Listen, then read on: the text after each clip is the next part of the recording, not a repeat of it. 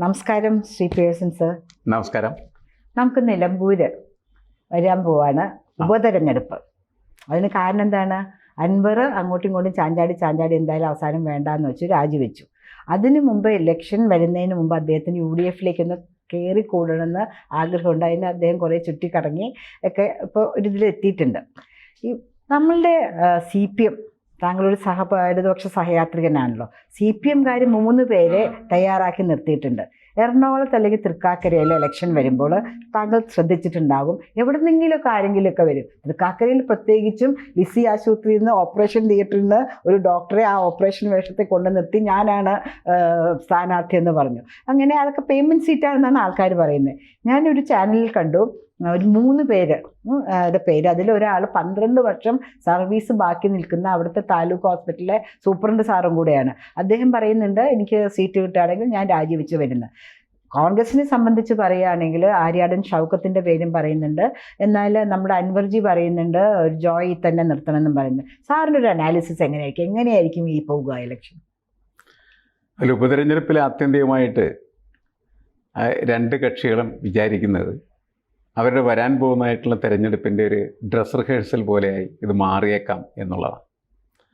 അതുകൊണ്ട് ഇതിൽ ജയിക്കുകയോ അല്ലെങ്കിൽ ജയിച്ചതിന് തുല്യമായിട്ടുള്ള രീതിയിൽ തോൽക്കുക എന്നുള്ളത് അവരെ സംബന്ധിച്ചിടത്തോളം അവരുടെ അടുത്ത തെരഞ്ഞെടുപ്പ് പ്രചരണത്തിനും അതേപോലെ വിജയത്തിനും ഒക്കെയുള്ള തന്ത്രങ്ങൾ ആവിഷ്കരിക്കാനായിട്ടുള്ള ഒരു അടിത്തറയായിട്ട് മാറും. അപ്പോൾ അത്ര ഗൗരവത്തിലായിരിക്കണം യഥാർത്ഥത്തിൽ ഈ 2 കക്ഷികളും ആ തിരഞ്ഞെടുപ്പിനെ കാണുക എന്നാണ് ഞാൻ മനസ്സിലാക്കുന്നത്. പക്ഷെ നമുക്കറിയാം, നിലമ്പൂർ പൊതുവെ UDF വിജയിച്ചിരുന്ന ഒരു മണ്ഡലമാണ്.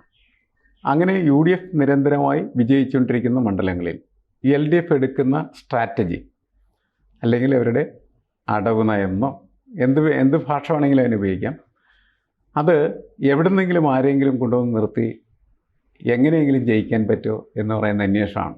അതിലൊരു രാഷ്ട്രീയ നിലപാടുകളുടെ പ്രശ്നങ്ങളൊന്നും പലപ്പോഴും ഉണ്ടാകാറില്ല.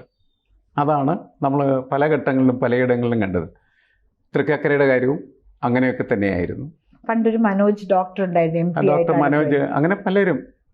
മനോജ് ജയിച്ചു, കുറച്ച് കഴിഞ്ഞ സമയത്ത് മനോജിൻ്റെ പണിക്ക് പോയി.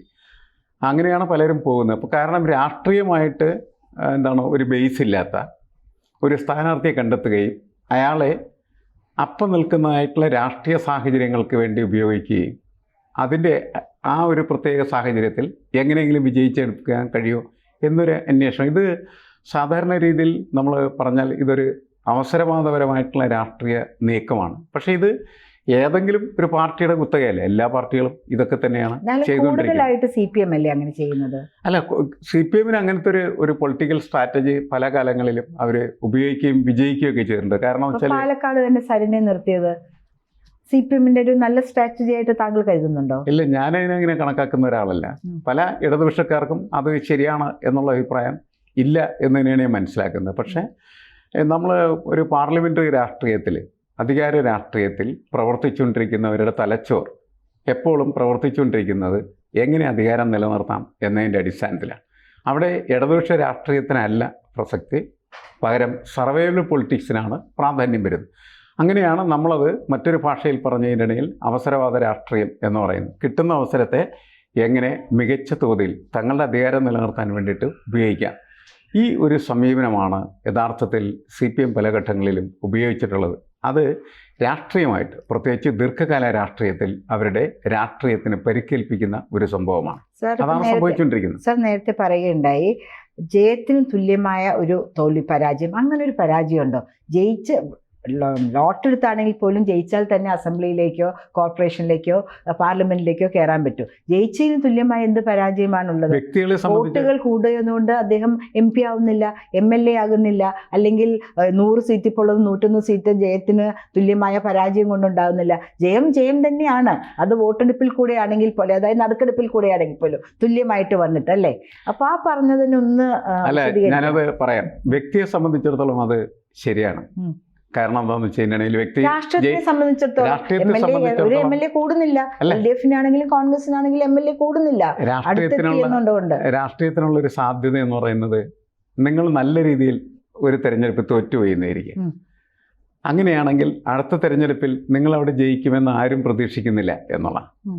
പക്ഷേ തൊട്ടടുത്ത് വന്ന് പരാജയപ്പെട്ടു പോയി കഴിഞ്ഞാൽ ഈ രാഷ്ട്രീയത്തെ സംബന്ധിച്ചിടത്തോളം അവർക്കൊരു പ്രത്യാശ പുലർത്താം. ഒന്നുകൂടി അഞ്ഞു വലിച്ചാൽ ജയിച്ചേക്കാം എന്ന് പറയുന്ന തോന്നൽ അത് സൃഷ്ടിക്കും എന്നാണ് എനിക്ക് തോന്നുന്നത്. അതുകൊണ്ട് വ്യക്തിയും അതേപോലെ തന്നെ രാഷ്ട്രീയ പാർട്ടിയും എടുത്ത് നമ്മളുടെ ഈ ജയപരാജയങ്ങൾ പരിശോധിക്കുന്ന സമയത്ത് വ്യക്തിയുടെ ഒരു പൊസിഷനല്ല രാഷ്ട്രീയ പാർട്ടിയുടേത്. അതുകൊണ്ടാണ് ജയിക്കുകയും ജയിച്ചതിന് തുല്യമായിട്ടുള്ള രീതിയിൽ തോൽക്കുക എന്ന് പറയുന്നതായിട്ടുള്ള ഒരു പ്രയോഗം ഞാൻ നടത്തിയത്.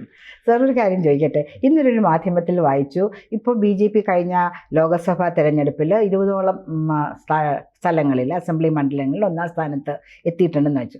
എങ്ങനെയും ഇവരെ തോൽപ്പിക്കാൻ വേണ്ടി നമ്മുടെ ഇന്ത്യൻ മുന്നണി, അതായത് കോൺഗ്രസും കമ്മ്യൂണിസ്റ്റും ചേർന്നുള്ള മുന്നണി, അതാത് സ്ഥലങ്ങൾ അങ്ങോട്ട് മറിച്ച് വോട്ട് ചെയ്യേണ്ടതാണ് ഇവരെ തോൽപ്പിക്കുക എന്നുള്ളത്.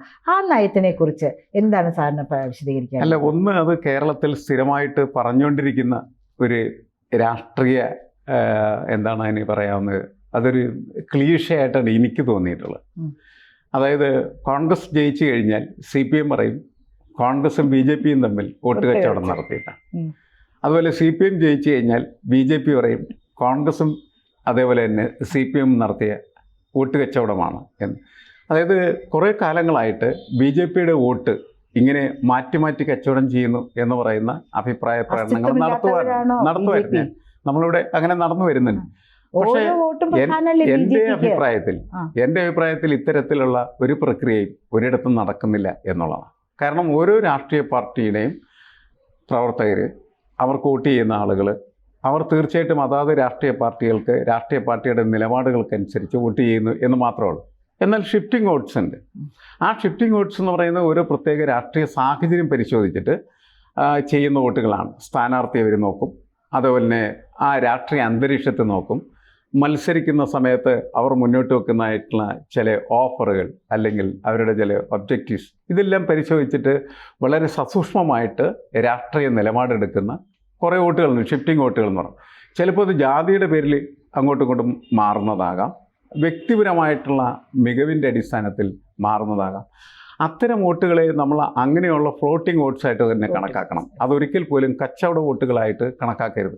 നമ്മുടെ രാഷ്ട്രീയ പാർട്ടികൾ ഇത് പറഞ്ഞ് ഇതിങ്ങനെ ഒരു കച്ചവടം നടക്കുന്നുണ്ട് എന്ന് പറയുന്ന ഒരു ഫീൽ സാധാരണ വോട്ടർമാരിൽ നിർമ്മിച്ചിരിക്കുന്നു എന്ന് മാത്രമേ ഉള്ളൂ. നിഷ്പക്ഷമായ ആൾക്കാരും നമുക്ക് പറയാം കയ്യാലപ്പുറത്തിരിക്കുന്ന തേങ്ങ പോലെ ആ സന്ദർഭം അനുസരിച്ച് മാറി മറിഞ്ഞും വോട്ട് ചെയ്യുന്ന ആൾക്കാരും നമുക്ക് വേണമെങ്കിൽ പറയാം അവരെ കുറിച്ച്. അതുകൊണ്ടാണല്ലോ മാറി മാറി കോൺഗ്രസ്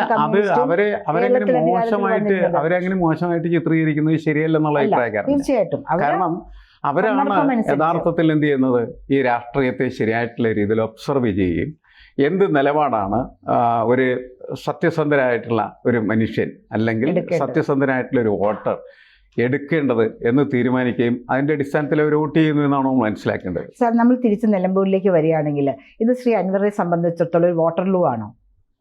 അല്ല, ഈ അൻവറിൻ്റെ ഒരു പൊളിറ്റിക്സ് എന്ന് പറയുന്നത് കേരളത്തിനോ അതേപോലെ തന്നെ ഇന്ത്യക്കോ സ്വീകാര്യമായിട്ടുള്ള രാഷ്ട്രീയമാണ് എന്ന് ഞാൻ കരുതുന്നില്ല. കാരണം അയാളൊരു കച്ചവടക്കാരനാണ്. ആത്യന്തികമായി രാഷ്ട്രീയത്തെ കച്ചവടം ചെയ്യാൻ വേണ്ടിയിട്ടാണ് അദ്ദേഹം നിരന്തരമായി ഇതുവരെ ശ്രമിച്ചുകൊണ്ടിരുന്നത്. മാത്രമല്ല, ഒരു രാഷ്ട്രീയ പാർട്ടിക്കകത്ത് കാലുറപ്പിച്ച് നിൽക്കുന്നത് അദ്ദേഹത്തിൻ്റെ കച്ചവടത്തെ മുന്നോട്ട് കൊണ്ടുപോകുന്നതിന് വേണ്ടിയിട്ടാണ്. ഇപ്പോൾ CPMൻ്റെ കൂടെ അദ്ദേഹം നിന്നിരുന്ന കാലത്ത് നമുക്കറിയാം അദ്ദേഹത്തിൻ്റെ വസ്തുവകകളൊക്കെ ആയിട്ട് ബന്ധപ്പെട്ട് ഒരുപാട് കേസുകൾ നമുക്കറിയാം. ഒരുപാട് പരിസ്ഥിതി പ്രശ്നങ്ങൾ അദ്ദേഹം സൃഷ്ടിച്ചിരുന്നു എന്ന് നമുക്കറിയാം. അദ്ദേഹത്തിൻ്റെ തടയണകൾ, അങ്ങനെ എന്തെല്ലാം, അതിനൊക്കെ തടയിടാൻ മാത്രമാണ് അദ്ദേഹത്തിൻ്റെ രാഷ്ട്രീയവും ആ രാഷ്ട്രീയത്തിൽ അദ്ദേഹത്തിൻ്റെ നിൽപ്പും എന്ന് നമുക്ക് മനസ്സിലാക്കാം. ഇതിനെ ഒരു കാരണവശാലും കേരളീയ സമൂഹം അംഗീകരിക്കാൻ പാടില്ല എന്ന് വിശ്വസിക്കുന്ന ഒരാളാണ്. പക്ഷേ നമ്മുടെ രാഷ്ട്രീയത്തിൽ നമ്മളുടെ ഈ വിശ്വാസങ്ങൾക്കൊന്നും ഒരു പ്രസക്തിയില്ല. പകരം അതാത് കാലത്തെ ഈ കയ്യൊക്കുള്ളവൻ കാര്യക്കാരൻ എന്ന് പറയുന്നവരെ, അധികാരം കിട്ടുന്നവൻ പ്രമാണി, അവനെടുക്കുന്ന രാഷ്ട്രീയം ശരി എന്നൊക്കെ വിശ്വസിക്കുന്ന ഒരു സമീപനത്തിലേക്കാണ് നമ്മുടെ ആളുകൾ പോകുന്നത്. അതൊന്ന് മാറ്റി കിട്ടിയ വളരെ നന്നായിരുന്നു. സാറിന്റെ അഭിപ്രായത്തിൽ ഇത്തവണ ആർക്കാ ചാൻസ്? LDF-നാണോ UDF-നാണോ? UDF-ന്റെ പരമ്പരാഗത സീറ്റായിരുന്നു, അത് അൻവറിൽ കൂടെ CPM പിടിച്ചെടുക്കുകയാണ് ചെയ്തത്. ഇപ്പൊ തിരിച്ചത് UDF-ലേക്ക് തന്നെ പോകുമോ, അതോ CPM പരീക്ഷിക്കാൻ പോകുന്ന നവമുഖങ്ങൾ, പുതിയ മുഖങ്ങൾ, അത് CPM-ന് തന്നെ നിലനിർത്തും കൊടുക്കുമോ? അല്ല, നമ്മുടെ രാജ്യത്ത് നിലനിൽക്കുന്ന ഒരു രാഷ്ട്രീയം അത് വെച്ച് നമ്മൾ പരിശോധിച്ച് കഴിഞ്ഞാൽ ഈ ആൻറ്റി ഇൻക്യുമൻസി എന്ന് പറയുന്നത് അല്ലെങ്കിൽ ഭരണവിരുദ്ധ വികാരം എന്ന് പറയുന്നത് ശക്തമാണല്ലോ. അപ്പോൾ സ്വാഭാവികമായിട്ടും LDF അതിൽ ലൂസേഴ്സ് ആകാം അവിടെ. അതാണ് അതിൻ്റെ പൊളിറ്റിക്സ്. പക്ഷേ ഓരോ സമയത്ത് എടുക്കുന്ന സ്ട്രാറ്റജികൾ അതിൽ മാറ്റം വരുത്തിയേക്കാം എന്നേ നമുക്ക് കരുതാവുന്നു. എന്തായാലും കാത്തിരുന്ന് കാണാം. ആര് ജയിക്കും, അൻവർ ജയിക്കുമോ, UDF ജയിക്കുമോ, LDF ജയിക്കുമോ എന്ന് ജനങ്ങൾ തീരുമാനിക്കട്ടെ. സന്തോഷം സർ. നമസ്കാരം. കൂടുതൽ വാർത്തകളും വിശേഷങ്ങളും നിങ്ങളിലേക്ക് എത്താൻ ABC മലയാളം സബ്സ്ക്രൈബ് ചെയ്യുക, ബെൽബട്ടനും അമർത്തുക.